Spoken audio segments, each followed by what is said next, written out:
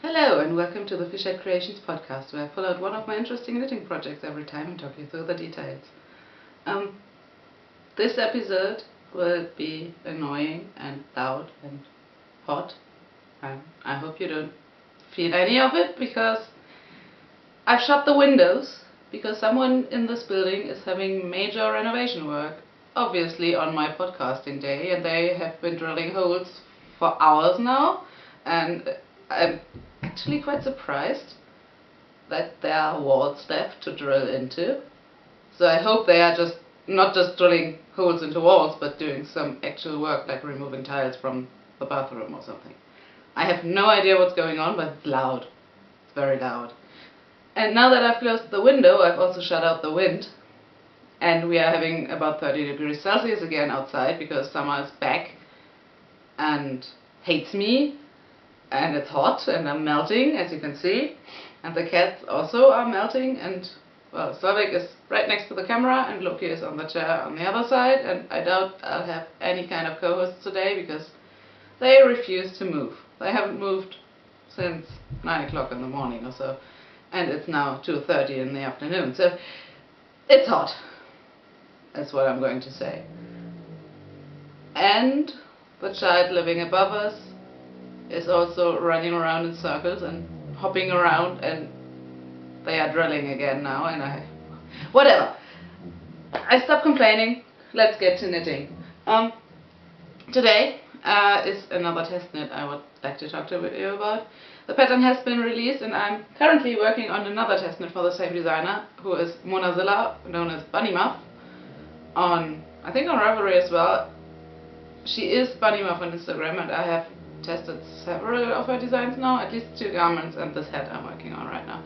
And I really love testing for her because she's so open to customization and wants you to test the pattern, but also to get a well-fitting garment in the end. And she writes a lot of options into her patterns where you can modify and customize to get the best fit for yourself. So the garment I would like to talk to you about will come as no surprise. It's a colorwork yoke knit in Holst Super Soft. I have just done my inventory of sweaters I've knitted so far. If I have not forgotten any of those I have gifted, it's come to 40.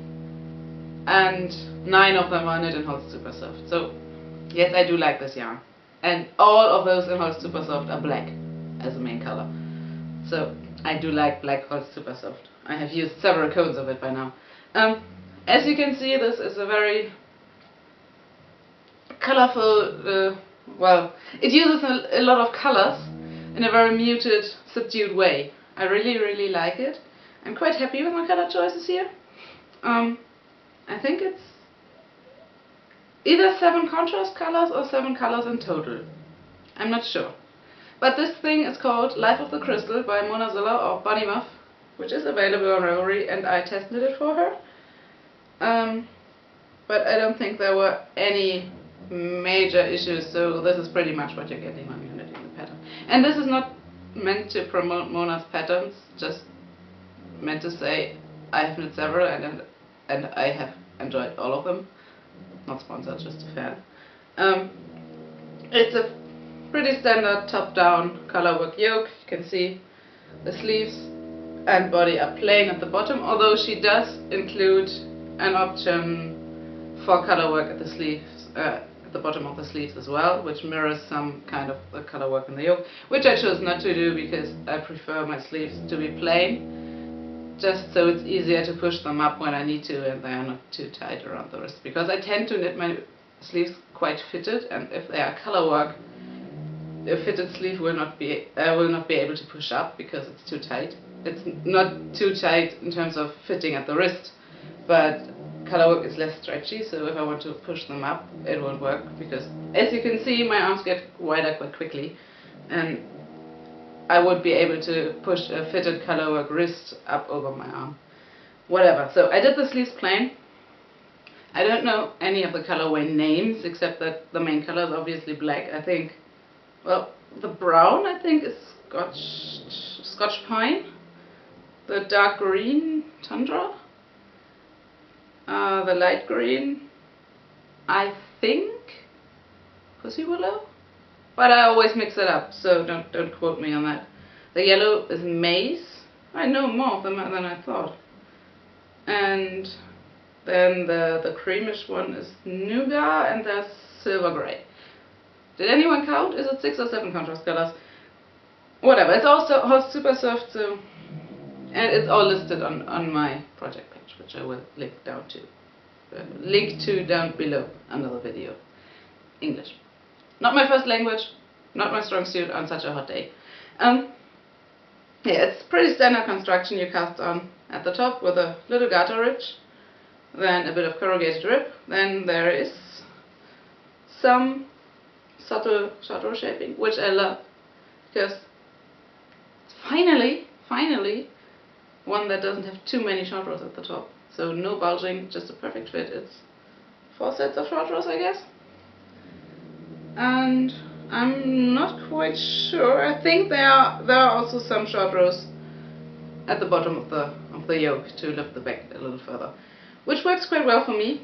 Although I usually just omit the short rows at the back if I'm not test knitting. But in this case, if they were in the pattern, I did do them. I'm not quite sure.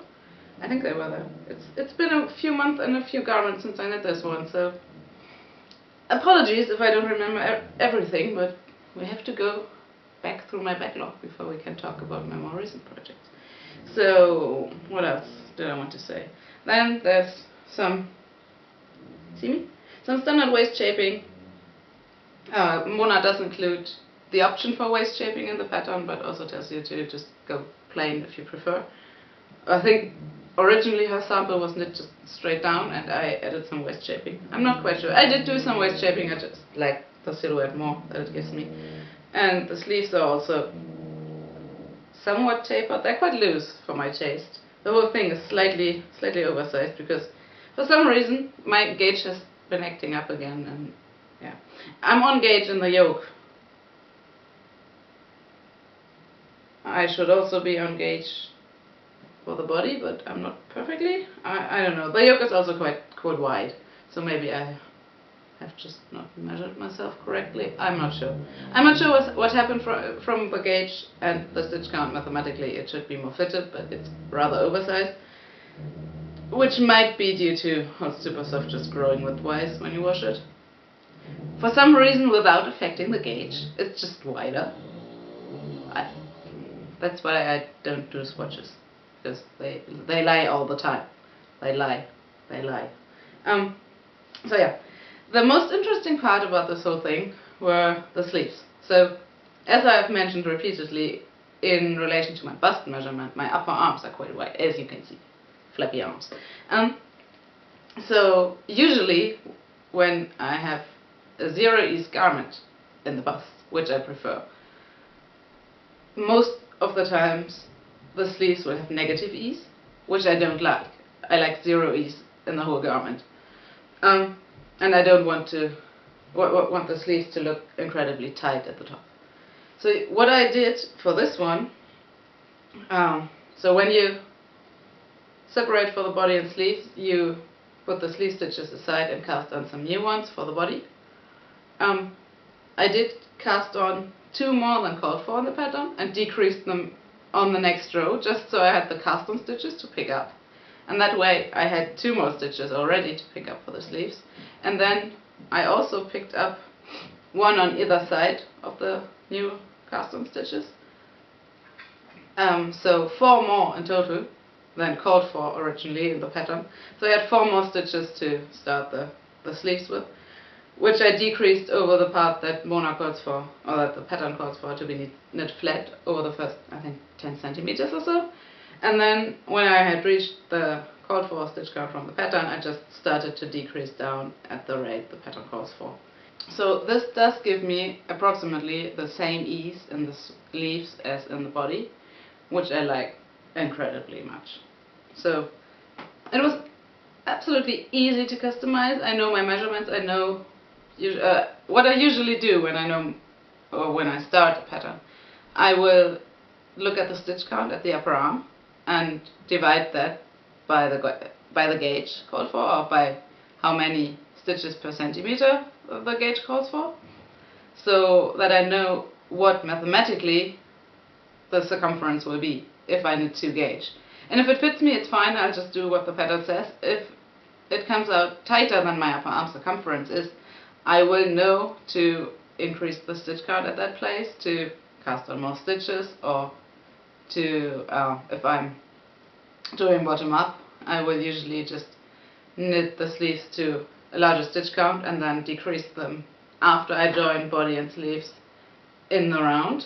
So some of the stitches will be decreased on the sleeves, some on the body, because as soon as I join body and sleeves, my shoulders are so narrow, I go in quite quickly, so at that point I can decrease all those stitches away and don't need them.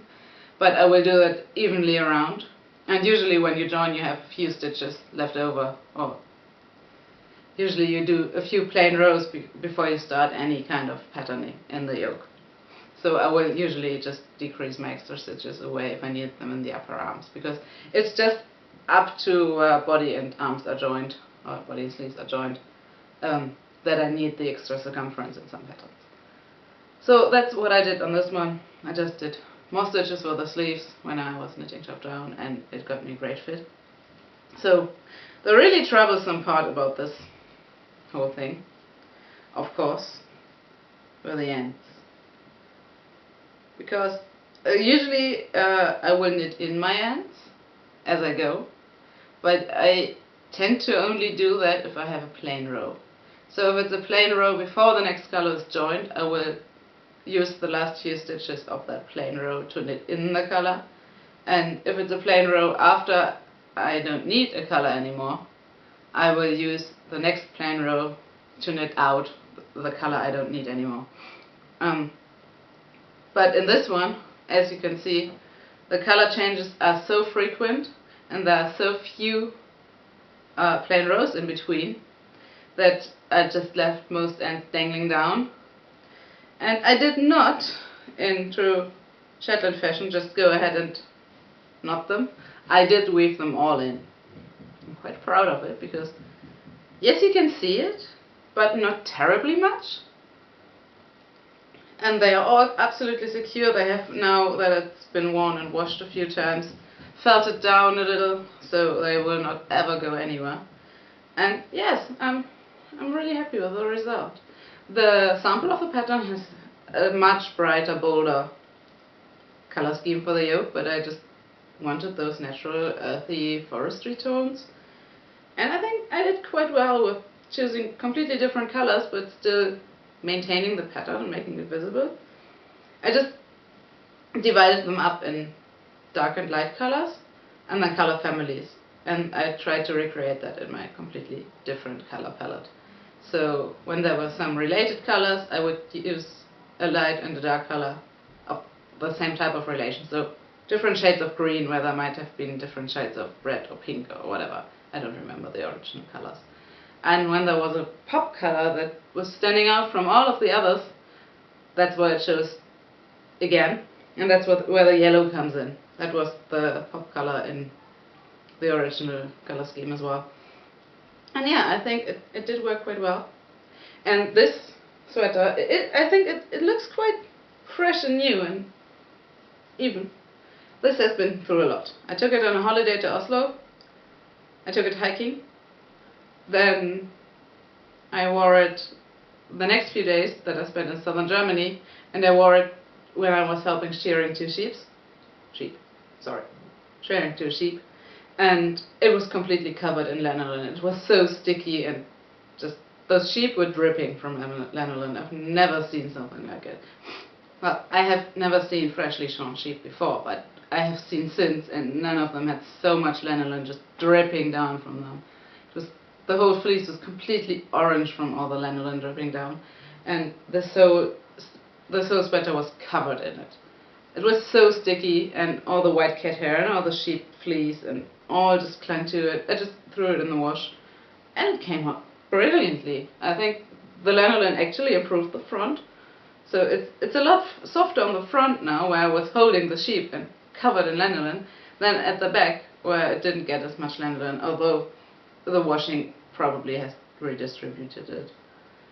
And yeah, what's super soft is always softening up there, but apparently soaking it in lanolin really helps. So if you ever struggle with your whole super soft jumpers being too scratchy or anything, go shear a sheep, go cover yourself in lanolin, might make them softer. Yeah, I think that's enough talk about this one simple garment. It was really easy to knit because there are no long floats, no complicated repeats, it's just short, easy repeats. Really fun knit, really quick knit, and really nice garment in the end. So that's another successful knit. I really like it. And I think I've rambled on long enough about this one thing. Yeah. I think that's it for today. Thank you so much for watching. Find me on Ravelry as Obsti, find the Fishhead Creations group on Ravelry and come and talk, and I would love to hear from you. You can also find me on Instagram as Caledoniana. Same thing, I would love to hear from you, I would love to talk to you. I would love to hear your opinions on Hot Super Soft, on lanolin, on anything. And I will now open the windows again, close the curtains, and find some ice cold drink. Thank you for watching. I'll see you next week.